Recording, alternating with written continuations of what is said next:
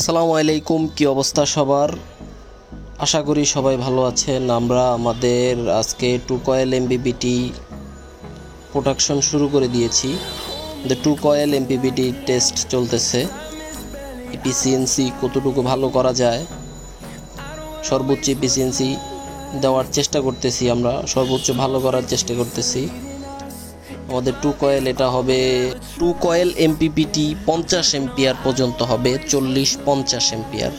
2 coil এমপিপিটিটা খুব ভালো efficiency হয়েছে। এটা পিসিইউ কিট হিসাবেও কাজ করবে।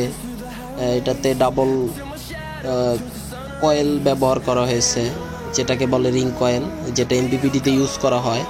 আমরা দুইটা কয়েল ইউজ করছি। এটা হলো 2 কয়েল ডিএসপি বেজ। আমরা যদি আপনাদেরকে একটু দেখাই যে আমাদের সোলার থেকে কত এম্পিয়ার নিচ্ছে। সোলার থেকে নিতে হচ্ছে হলো 11 এম্পিয়ার, 11.9293। আর আমরা যদি ব্যাটারিতে দেখি, ব্যাটারিতে দিচ্ছে হলো 25 এম্পিয়ার।